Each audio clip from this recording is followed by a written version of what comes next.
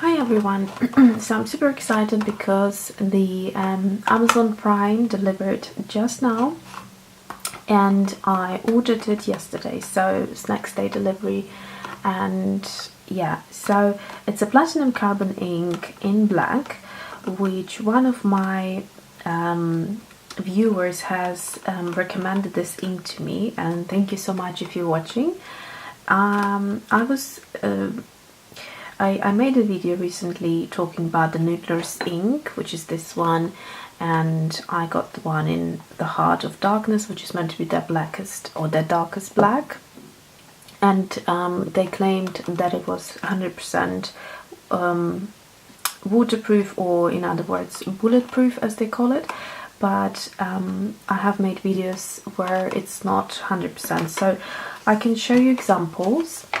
So here I have the Lamy, just a regular Lamy ink in black, which you can see it moves, but just zoom in a little bit more. So as you can see, some of the lines completely dissolve depending how much water you put there. And it also, but it's a beautiful grey kind of tint, which I really like. It's when it washes out, it's a beautiful color, very clean pink, and a cool tone, sorry, did I say pink? A cool tone grey. But over here, probably was thinking about the pink hair, don't care. But over here, this illustration was done with the Noodler's ink, where you can see the line stays put, but the water carries a little bit of it, so it does smudge. And it's also a warm toned grey as opposed to the cool toned grey. Now I will try, here is Noodler's ink again. I will try in my insert, and because I don't have any empty fountain pans at the minute, I will just use my old dip pan. This is nothing special. I have it from like ages ago, from when I did art at college, and yeah, so it's just a very basic pan, and I'm wanting to see how this goes. Okay, so here we are. I've got the Ranger's Craft mat, and just to protect the desk in case, and I'm also having my coffee to give me a little bit of energy. And ink and coffee. Ooh, what's going on here?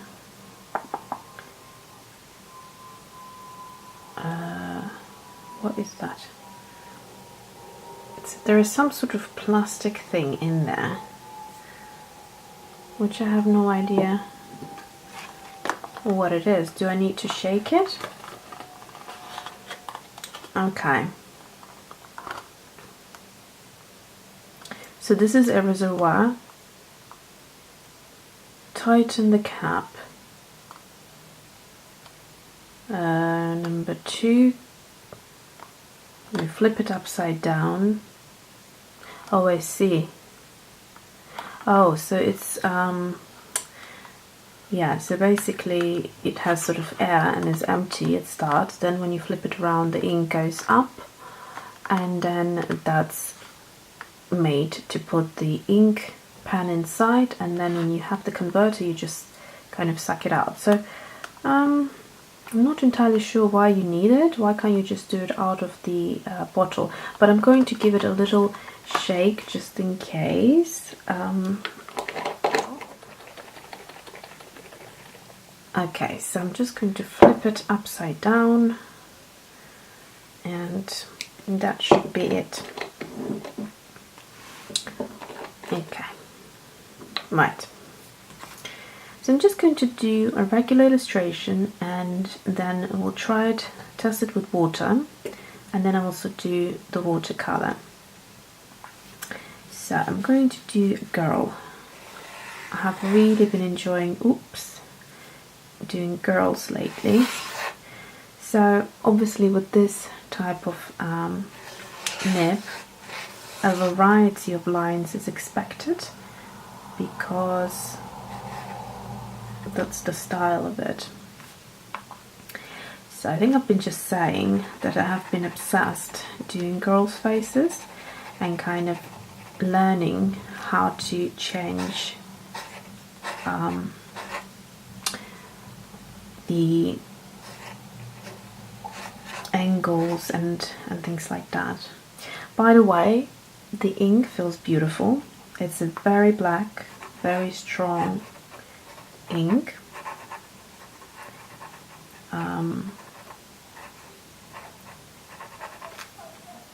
So that feels good.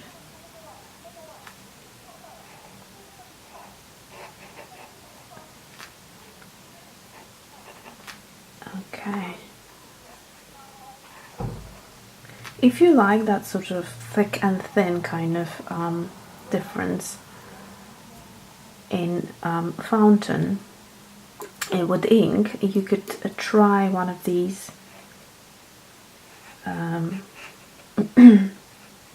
dipping pens. That's great for that. Okay, so obviously I have a very thick ink situation right here, so I'm just going to try and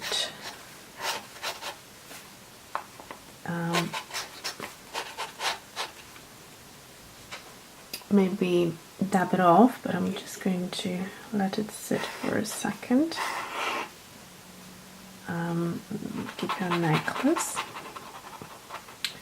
one of those choker necklaces that I like to put on every of my girls.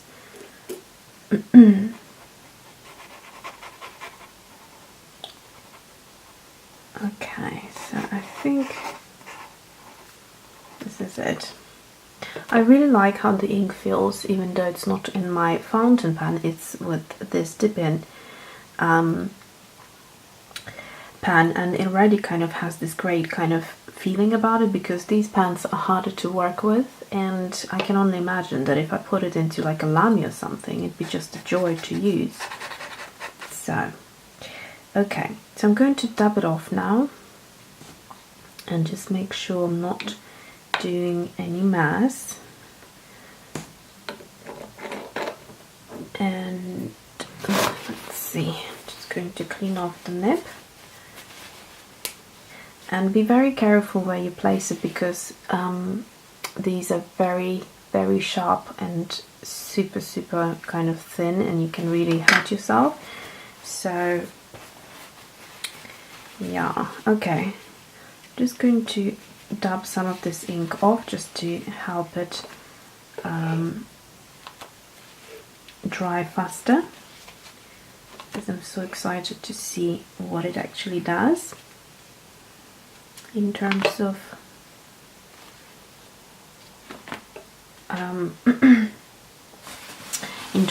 water resistance. So I'm going to hit it with my heat gun and come back. Okay, so it should be dry now. It's dry to touch. I also just checked whether it has transferred, and the dark part would have been here, but I can't see it. I mean, I'm sure I would have seen it if it bled through, so it hasn't bled through, so that's great. Okay, so I'm grabbing my trusted pen tool brush, and I'm going to use the one that's quite worn. So, I'm quite excited.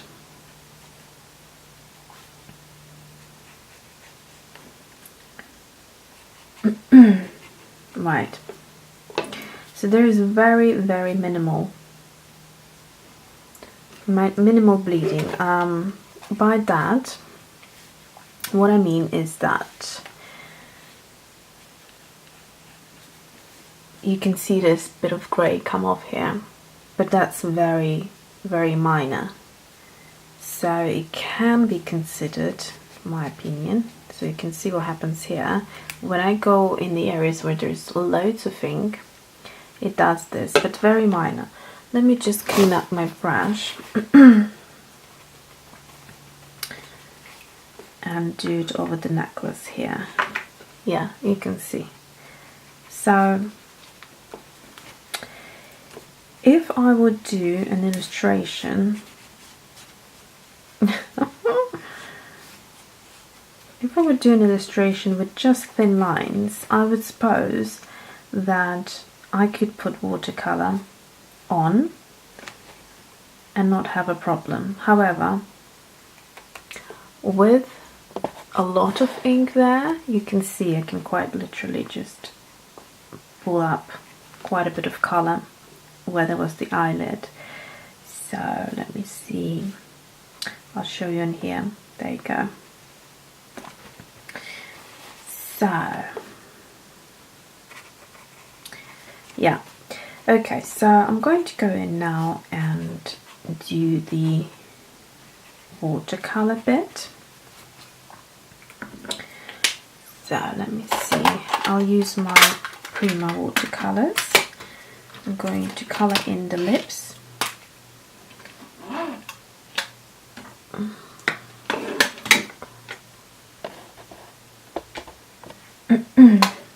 So you can see what I'm doing. So I'm going to get some red. Now, watercolor doesn't seem to be kind of getting muddy or anything, as it would be the case with other watercolors, okay? So I think I should do maybe a separate video where I compare 3 different inks, because out of the 3 that I have, which is Lamy ink in black, Noodler's ink in the Heart of Darkness, and then Carbon ink, Platinum Carbon ink in black, and this one is the closest to being waterproof, but again, it's not 100%, and you also kind of need to not expect that it's just not going to move anyway. You need to work a little bit with it, I find.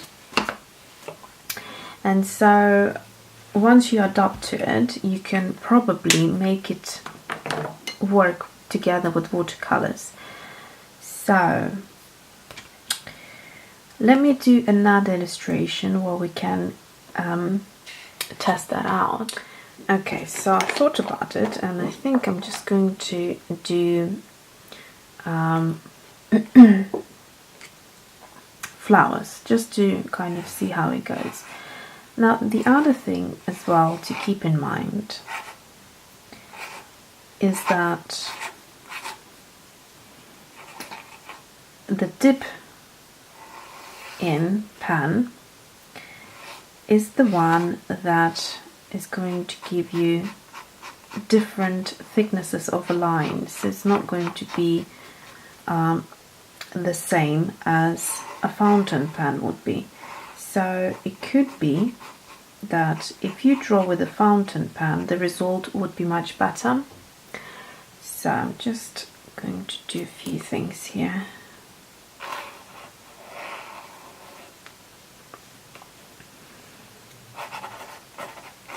Just to test it a little bit.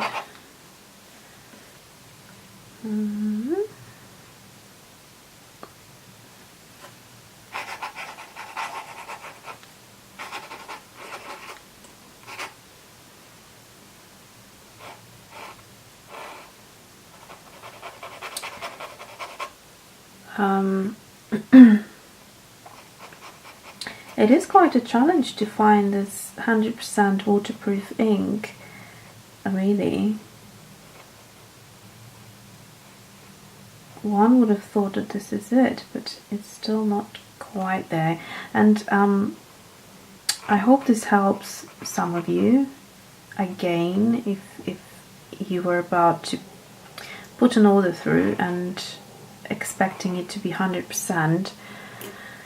So my theory is this, is that, like I said, if you're going to use it with a fountain pen, it's going to be quite consistent, and so the line is going to be quite consistent, and it's not going to have a lot of kind of ink sitting there, which is where the problem happens, it seems.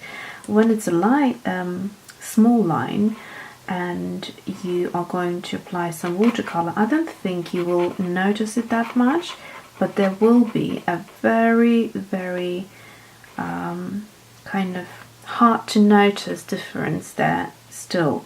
So if you want something like 100%, again, this isn't it.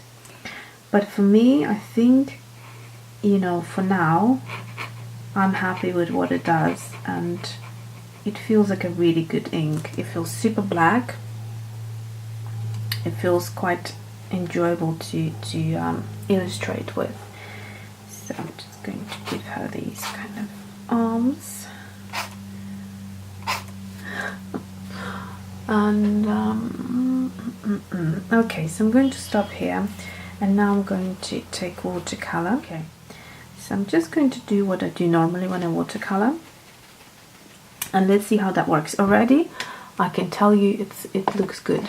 Let me just zoom in for you so you can see how good look. So I can't see the yellow becoming muddy as it was the case with other inks,